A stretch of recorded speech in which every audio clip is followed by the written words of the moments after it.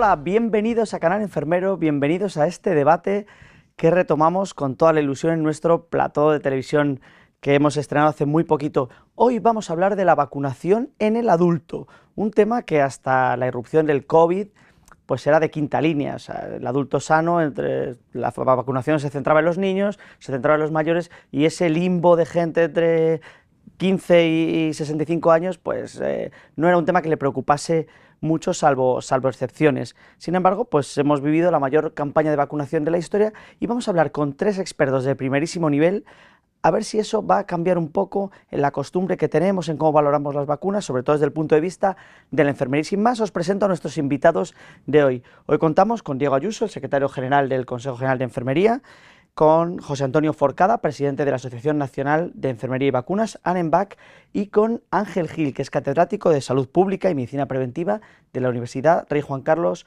de Madrid. Los tres grandes expertos en vacunación, en gestión de esa vacunación, de acto vacunal, y vamos a tener una charla muy interesante con ellos. Bueno, bienvenidos a Canal Enfermero, ¿qué tal? Muy bien, muchas gracias. Buenas. Muy bien. Bueno, voy a hacer referencia a lo más fresco. Hace muy poco tiempo, el Consejo General de Enfermería, en colaboración con ANEMVAC y con el apoyo de la compañía GSK, realizó una encuesta, una investigación con 3.000 enfermeras de toda España para ver un poco cuál era su percepción de las vacunas del adulto. Enfermeras de distintos ámbitos, de hospitalario, de atención primaria, de residencias, y salieron conclusiones bueno, que invitan a pensar en qué puntos débiles puede tener el sistema y que convendría mejorar. Por ejemplo, nos decía un 25% de las encuestadas que no tenía acceso al registro de vacunas, al historial de vacunación de sus pacientes. Algo muy preocupante, por ejemplo, en residencias, donde tienes las vacunas son muy importantes para el colectivo de ese mundillo sociosanitario. Decían también que creen que podrían recibir más información de la administración, más formación para estar actualizados en un campo tan cambiante como el de las vacunas, y que también era algo mejorable.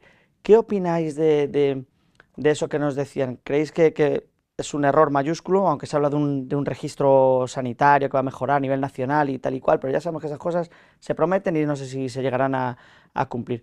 ¿Cuáles son, en vuestra opinión de expertos, los puntos débiles o a mejorar del sistema sanitario en cuanto a la vacunación del adulto? No os peleéis por hablar. José Antonio Forcada, que sé que... Venga. Oye, primero que nada, muchísimas gracias por haberme invitado en este debate y espero que esto sirva para mejorar, que es lo que buscamos. A ver, yo creo que todos coincidimos en que la vacunación del adulto ha sido la hermana pobre de la vacunación, pues principalmente, y yo creo, porque no ha existido la misma cultura que existe en la vacunación infantil. Teníamos que proteger a los niños y las vacunas, tenemos unas tasas de cobertura vacunal infantil, pues yo pienso que de las mejores del mundo, pero en adultos pues lo teníamos un poco olvidado, ¿no? Pues por una serie de factores se ha visibilizado esa necesidad de vacunar también al adulto. Y yo creo que el problema viene determinado principalmente porque, comenzando por nosotros mismos, los profesionales sanitarios, no tenemos establecida esa cultura de la vacunación del adulto. Y hay que aprender y meter en los sanitarios, en los médicos de familia, en las enfermeras que trabajan con adultos, por esa cultura de que toda persona que tú atiendes es susceptible de una recomendación vacunal. Eso es necesario y en eso estamos trabajando. Y por no enrollarme mucho con lo que tú nos comentabas de los registros, a ver, tenemos un problema con los registros. Hay autonomías que tienen unos registros maravillosos, y hay autonomías que tienen unos registros pues, que no son tan potentes, ¿no? Y eso hay que igualarlo para que toda enfermera que tenga que atender a un paciente conozca su historial vacunal, como probablemente tiene acceso a su historia clínica, para conocer pues cuáles han sido sus patologías, etcétera, etcétera. Entonces, eso hay que mejorarlo. A partir de la creación del registro único de vacunación COVID, pues han dado cuenta por fin de esta necesidad y desde el Ministerio, junto con las comunidades autónomas, en este caso desde el Consejo Interterritorial, están trabajando para que durante el año 2024 podamos acceder a este registro. Yo creo que será muy importante, pero tan importante como eso, que exista ese registro, será que se pueda dar acceso a ese registro a todas las personas que lo necesiten. No todos los enfermeros ni todos los médicos necesitan tener acceso a ese registro, pero quien de verdad lo necesite sí que tenga acceso a ese registro. Pero habitualmente ya existe una desconexión, no sé si estáis muy de acuerdo, entre lo que es el sistema sanitario público y el ámbito sociosanitario, que muchas veces en una autonomía una parte depende de sanidad y otra de una consejería de servicios sociales, y que sabemos que está muy desconectado. ¿Cómo es posible eso? Y es que eso, sobre todo en el ámbito de las residencias, donde tienes pacientes que ya tienen sus problemas de achaques de la edad y todo eso, que no pueda tener un acceso, porque el registro, no sé si contempla ese registro único al ámbito sociosanitario, que puede ser privado en muchos casos, o público-privado o demás. O sea, ¿creéis importante que se establezca esa conexión y confíes en que se establezca esa conexión? Hombre, confiamos en que sí. Realmente la necesidad de que exista ese registro único a nivel nacional es para que cualquier profesional que evidentemente tenga que tener acceso a esa información para tomar medidas, ¿no?, con la población, con los ciudadanos que está atendiendo, tenga la facilidad de ver qué vacunas faltan, qué vacunas efectivamente tiene al día, y potenciar y mejorar la actividad preventiva mediante la vacuna. Entonces, lo lógico es que ese registro sea un registro único y accesible a todos los dispositivos donde haya profesionales sanitarios que tienen que ver con vacunas. Entonces, hoy en día, ¿qué ocurre? El entorno residencial es un entorno que está totalmente aislado del entorno sanitario. Tú lo has dicho muy bien, depende de servicios sociales, y los hospitales y la atención primaria dependen de las consejerías de salud. Por lo tanto, ya hay comunidades autónomas que están viendo la necesidad de integrarlos y de considerarlos todos los centros residenciales o sociosanitario dentro de la Consejería de Salud, y que haya un servicio único. La historia clínica tiene que mejorar, es otro problema que tenemos muy grave. Las historias clínicas no se conectan entre atención primaria, atención hospitalaria o entorno residencial, están totalmente aisladas. Eso también tiene que mejorarse. Además de que haya ese registro de vacunas, tenemos que tener información accesible al profesional de todo lo que está pasando en cuanto a salud, y hoy en día eso no existe. Entonces son pasos que hay que dar, y que esperamos que con este registro nacional esté disponible para todos los ámbitos asistenciales, independientemente, pues eso, que sea un hospital o primaria, también el entorno no residencial, la atención primaria y profesionales que están trabajando en salud pública, ¿no? Apuntaba José Antonio Forcada que quizá no existe una cultura de la vacunación del adulto, una sensibilidad, porque claro, el profesional sanitario tiene la oportunidad de, haciendo cualquier otra cosa, tú has ido al médico porque tienes un grano purulento, y te pueden hablar de vacunas en ese ratito, por muy pequeño y exiguo que sea el tiempo. ¿Cómo es posible que no se haya creado esa? Porque al final los profesionales sí valoran que las vacunas son fundamentales, que salvan vidas y todo eso, pero para empezar, que es un dato polémico, cuando hasta en la época prepandemia, ¿cuál era la tasa de vacunación contra la gripe en profesionales sanitarios? Bajísima. Si no predican el ejemplo, si no se lo está poniendo, ¿por qué me lo voy a poner yo? Si no se lo pone usted, que es lo que le pueden decir a muchas enfermeras y médicos, ¿no? ¿Cómo podemos trabajar, Ángel Gil, que es un experto en el ámbito de la docencia, en que cale eso un poco más en los profesionales? Yo creo que es entender que la vacunación forma parte de toda nuestra estrategia de salud que tenemos. Hay que poner de manifiesto que en algunos países posiblemente sea la única herramienta que tienen para poder, digamos, hacer frente a los problemas de salud que tiene la población. Decía un buen amigo que fue presidente de Médicos Sin Fronteras, ¿no?, que los problemas del rechazo a la vacunación es de países acomodados que no han visto morir a un niño de sarampión, ¿no? Yo creo que ese aspecto es muy importante, ¿no? Hemos perdido la percepción del miedo, del peligro a las enfermedades que son inmunoprevenibles, ¿no? Ahora lo hemos vuelto a recuperar. ¿Por qué las tasas de vacunación frente a COVID en la primera parte, en el primer año, en el año 21, por qué han sido tremendamente altas? Pues porque teníamos miedo, teníamos una percepción de miedo. Todos conocíamos a alguien que ha sido ingresado, incluso que ha fallecido por el COVID, ¿no? Ante esa percepción del miedo tendemos a la vacunación. Yo creo que no debe ser así, ¿no? El miedo no nos debe mover hacia eso, que bueno, ha sido interesante, es importante, ¿no?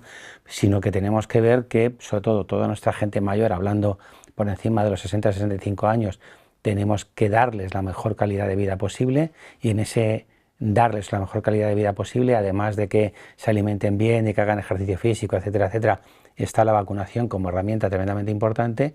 Y tú planteabas esa población por debajo de los 60-65 años y hasta los 14 años, que sería un poco cuando cortamos un poco la vacunación infantil e iniciamos la del más mayor. En ese grupo de población hay que tener en cuenta dos aspectos. Uno, que tenemos un 5 o 10% de la población que tienen enfermedades crónicas asociadas. Estamos sanos, estamos muy bien, lo tenemos nuestro tema controlado, pero hay diabetes, enfermedad respiratoria, cardíaca, renales, etcétera, etcétera. Tenemos un montón de personas que tienen enfermedades de este tipo, que además están tratados ahora con medicamentos tremendamente buenos, que están funcionando fenomenal, como los anticuerpos monoclonales, inmunomoduladores, anti-JAK, todo este tipo de cosas. Pero son fármacos que cursan con inmunosupresión y donde las enfermedades infecciosas evidentemente pueden hacer mucho daño, ¿no? Y por lo tanto vacunarse es tremendamente importante. Y luego hay otro aspecto también clave y fundamental para este grupo de gente joven o gente más joven, ¿no? Que conviven en gran medida a veces con niños o con personas más mayores. Y hay un planteamiento en vacunación que es ese efecto de protegernos todos en conjunto, que tiene que ver, bueno, pues de alguna manera con que convivimos con más gente, ¿no? Yo creo que la vacunación también es un ejercicio de responsabilidad, de protegerte tú, pero también de proteger a los demás, ¿no? Eso enfermería lo entiende muy bien y siempre me gusta porque en todos los centros de salud enfermería traslada muy bien ese mensaje, ¿no? De protégete tú, pero protege también a los demás, ¿no? Y el personal sanitario entra en ese ámbito, ¿no? No es tanto, pues yo entiendo que un enfermero que acaba de terminar, que tiene 20 y pocos años y tal, está sano, está fenomenal, no tiene ningún problema y puede decir, ¿para qué me tengo que vacunar yo, ¿no? Pero si durante su formación y luego a través de los órganos colegiados, ya sea el Consejo General, los propios colegios de enfermeros, plantean de alguna manera esa necesidad de trabajar por los demás, de cuidar a los demás y de proteger a los demás, eso sí que tiene que calar, ¿no? Si me permites, David, yo creo, por complementar lo que ha comentado Ángel, yo creo también hay un déficit formativo en las universidades. Y eso lo hemos comentado Ángel y yo en ocasiones, no en su universidad, porque él se encarga de que no sea así, pero en muchas universidades, en facultades de medicina, de farmacia, de enfermería, las vacunas se tocan pues, como una clase de 1 hora, de 2 horas como máximo en toda la carrera, y no se vuelve a hablar de ello. Entonces, eso no ayuda a que impregne esa cultura y que cuando tú acabas tus estudios, pues tengas una percepción de la salud pública y específicamente de las vacunas. Entonces, también es un tema que habría que mejorar bastante, la formación durante el grado en todos los conceptos de medicina preventiva y específicamente, claro, a todos nos gustaría que nuestra especialidad metieran muchas cosas en la carrera, ¿no? Pero bueno, yo creo que hay cosas que son básicas y muy importantes y que hay que enseñar durante los estudios para luego, evidentemente, profundizarlo mucho más, pero que ya salir con esa pequeña base sería muy importante.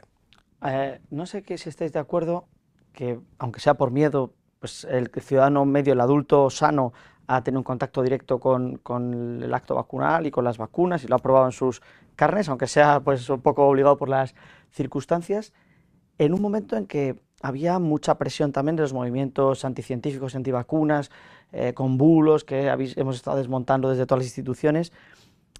¿Cómo creéis que queda el panorama en los próximos años sin pandemia de por medio? ¿Creéis que se ha ganado un poco esa batalla contra la desinformación y que el adulto un poco le hemos ganado al terreno que se ha convencido de la utilidad de las vacunas porque lo ha visto en sus propias carnes? ¿O olvidamos pronto y una vez ya no tenemos un virus que nos amenace directamente, podemos caer en las garras de esos movimientos que proliferan y en todos los bulos que hay en redes sociales y demás? ¿Cómo lo veis? Yo creo que sí que ha calado, ¿eh? La gente, aunque luego a lo mejor no se hayan puesto la 3ª o la 4ª dosis, ¿no? Pero la gente o la población sí que ha entendido que esta situación de la pandemia la hemos controlado gracias a la vacunación, que la vacunación ha sido clave para decir, oye, ahora estamos mucho mejor, estamos en una situación de endemia, sigue habiendo muertes, sigue habiendo tal. Le hemos visto, dicho de forma coloquial, las orejas al lobo y sabemos que podemos recurrir a las vacunas cuando tenemos un problema de este tipo. Es más, ¿no? Surgió de pronto el tema de la viruela del mono, ¿no? Y a mí me hacía mucha gracia porque todos los medios de comunicación enseguida es ¿y dónde está la vacuna para no? Cuando hay un problema de este tipo es ¿dónde están las vacunas? Oiga, que las vacunas no son darle así, saltan las vacunas, ¿no? Pero bueno, al final sí que yo creo que ha calado un poco el mensaje de la utilidad que tienen las vacunas y la eficiencia que tienen las vacunas, que también hay que... De todas maneras, los movimientos antivacunas nacieron con la primera vacuna. Sí, o sea, ya cuando Jenner empezó a inocular la vacuna a la viruela había imágenes y textos donde se veía gente con cuernos, con rabo de vaca, todas estas historias. Eso está y estará. Quiero decirte que eso es no se puede evitar. Pero sí que, como dice Ángel, la gente ha entendido que si no hubiera sido por la vacuna, los muertos hubieran sido, pues lo tendríamos que multiplicar por 5 o por 6 el número de muertos. Entonces eso como cuando tú te tomas una aspirina o cuando tú te tomas un ibuprofeno, el riesgo de una reacción adversa está ahí, como con las vacunas. Hay que medir el beneficio frente al riesgo y los riesgos suelen ser ínfimos frente a los beneficios y eso creo que la gente en su mayoría lo ha entendido bastante bien. También es verdad que hay un poco de hartazgo de la vacunación y eso hace que las terceras y cuartas dosis no hayan funcionado tan bien. Pero la pandemia sigue ahí, no nos olvidemos. Pero puede ser que sea más difícil, por ser optimistas, que calen míticos bulos, como era este que la vacuna causaba autismo, que eso ha sido, es como el rey de los bulos en vacunas, y luego por lo que hemos vivido es posible que no seamos tan crédulos ante según qué cosas, que haya un poco un pensamiento crítico en la sociedad. ¿Creéis que algo de eso hemos ganado? No, yo creo que sí que hemos ganado. Yo creo que la población en general es muy consciente de la eficacia que ha tenido la vacuna en la COVID y ese impacto se traslada a todas las demás enfermedades. Entonces yo creo que ese tipo de información no cala en general en la población y para eso estamos los profesionales sanitarios, para hacer una buena educación sanitaria y para la salud y seguir trabajando para que la población siga concienciada y avancemos. Lo decía José Antonio, ¿no? Antes, las enfermeras y enfermeros en particular hemos tenido mucha dedicación a la vacunación de los niños, la vacunación en la edad infantil y el resultado es pues, excelente en nuestro país, supera el 98% yo creo en general, ¿no? Pues ahora tenemos que hacer hincapié en la vacunación del adulto, la vacunación a lo largo de toda la vida, que ese es el concepto, nos tenemos que vacunar a lo largo de toda la vida y en función de la edad pues tenemos unas vacunas que nos pueden ayudar y ese es el trabajo que tenemos que seguir haciendo, ¿no? En la población, que nos tengan como referentes, como expertos sanitarios y que siga calando la importancia de la vacuna, pero la pandemia nos ha ayudado mucho en poner en valor la importancia que tienen. Eso os iba a preguntar, es muy difícil generalizar, no queremos caer en esos reduccionismos, pero para ese adulto sano así, pues eso, como yo, entre los 40 y los 50, que nunca se ha planteado, vamos, que no tiene la vacuna como una prioridad en su vida, ¿qué vacunas consideráis que son recomendables para la gran parte de la población? Si tuvieseis que elegir 4 vacunas que ponerse en esa edad adulta, ¿cuáles serían y por qué? Yo te diría que algo que hace también muy bien enfermería es que cuando llega alguien de esa edad, lo primero que le pregunta es si está al día de toda la parte infantil de la vacunación, porque realmente no hacen falta tantas vacunas en esa franja. Cosa que muchos deben desconocer, porque si a mí me lo preguntan no sé qué responder, espero que esté por ahí en la historia. Afortunadamente ahora, gracias a la historia clínica electrónica, la mayoría de esa información está recogida. Hasta los 14 años lo tenemos más o menos controlado, y aunque también con la edad va bajando, también se nota ahí. O sea, decimos el 98%, pero cuando nos vamos a la vacuna triple vírica que ponemos a los 3-4 años ya estamos rozando el 90%, o sea que ha bajado, ¿no? Y si nos vamos a la de tétanos difteria que ponemos a los 14 años, está en un 70 y algo. O sea que es verdad, pero ¿por qué pasa eso? También es por un aspecto, o sea, la salud en esas edades es tremendamente buena, ¿no? La mayoría goza de una buena salud y los padres también empiezan a perder un poco la percepción del riesgo de este tipo de enfermedades, ¿no? ¿Qué tendríamos que poner en esa franja de edad? Pues básicamente es actualizar vacunación o completar vacunación si no se ha recibido previamente, ¿no? En España tenemos, según zonas, entre un 10-15% de población inmigrante y tenemos que revisar esos calendarios, tenemos que actualizarlos. Se llama lo que el término de calendario acelerado, que es adaptar un calendario específico para esas personas que han llegado y demás, pero en tu caso, 40 y tantos años, pues posiblemente con actualizarte la vacuna de tétanos difteria, si has recibido 5 dosis, pues poner una sexta en esa franja entre los 30 y 65 años y poco más. Si tienes algún tipo de patología crónica es donde de alguna manera tenemos que complementar con más vacunación, ¿no? Eso pues estaría gripe, estaría neumococo, etcétera, etcétera, ¿no? Pero luego ya sí que de alguna manera es a partir de los 60 años cuando tenemos que complementar con más vacunas. Y luego estaría, en el caso de las mujeres, pues ante la situación del embarazo, ¿no? Que evidentemente es el embarazo en sí mismo por el riesgo que puede tener para la propia madre, pero también evidentemente por la protección de ese niño durante los 6 primeros meses de vida, que o bien no le podemos poner algunas vacunas o bien todavía no tiene todas las vacunas o todas las dosis de las vacunas que requeriría en esos primeros meses de la vida, ¿no? Y ya ves que es tremendamente sencillo, o sea que tampoco tenemos que ir a mucho más. Sí que tenemos algunas situaciones especiales, ¿no? Que a veces están en el asterisco o en la letra pequeña de los calendarios, ¿no? Puede ser que tengamos, no es el caso de un varón, pero sí puede ser una mujer de 40 años que no fue vacunada frente a papilomavirus y que en sus revisiones ginecológicas le han detectado un CIN2, lo que llamamos una neoplasia epitelial tipo 2, y esa mujer la han tenido que conizar, quitar esa parte lesionada, y esa mujer está indicada en ella la vacunación frente a papilomavirus. Entonces, yo creo que hay situaciones muy concretas o muy especiales, pero hay que saberlas. Eso es lo que decía antes. Hay que pensar que tenemos en esa franja de edad un 5 o 10% de la población, que es el momento en el que debuta un problema crónico del tipo que sea y que evidentemente hay que reforzarlo con una vacunación. Claro, pero entonces entendemos lo importante que es que el profesional tenga tan actualizado y conozca tan bien como para que viendo el historial sepa cuál recomendar. Has dicho, si tiene diabetes, pues a lo mejor es una, si tiene un problema respiratorio es otra, o sea, era un poco, y que le salga un poco de forma automática, ¿no? Porque tiene unos minutos apenas para establecer esa recomendación, ¿no? Pero no lo he dicho, o sea, en España una enorme preocupación, nos salimos del ámbito de las vacunas, es el alcoholismo crónico. Tenemos las encuestas recientes de la última encuesta de alcoholismo del año 21 del Ministerio de Sanidad, dice que el 69% de la población adulta ha tenido alguna borrachera o ha tenido consumo de atracón en el último año, y el alcoholismo crónico cursa con inmunosupresión, aparte de los problemas hepáticos, etcétera, etcétera, y en esa situación están indicadas las vacunas hepatitis A, hepatitis B, gripe y neumococo.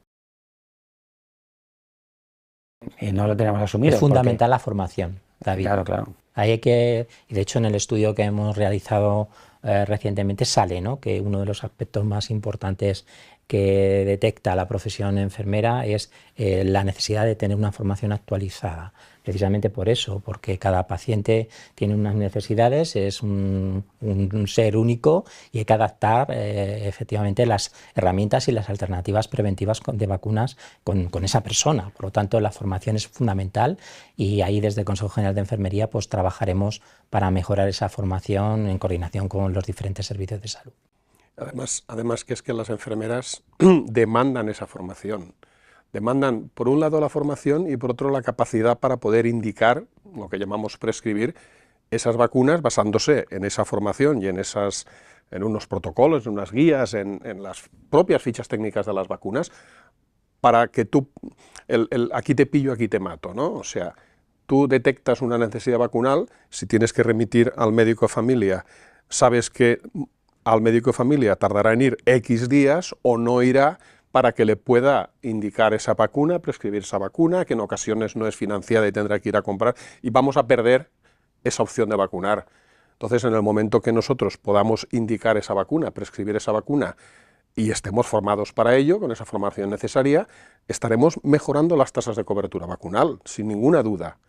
Y además estaremos liberando a los médicos de familia de una carga de trabajo, que ya bastante apretados van los pobres, como para tener que atender una cosa que podemos hacer perfectamente las enfermeras y facilitarles también su trabajo, ¿no? Entonces, entre formación, entre la capacidad que tengamos nosotras de poder prescribir esas vacunas y encima que la gente, la mayoría de la población, vea a las enfermeras como su referente en el campo de las vacunas, pues esto ayudará muy mucho a mejorar esas tasas de cobertura que sabemos que en los adultos pues no son las que esperamos, ni muchísimo menos. Tenemos que mejorar mucho.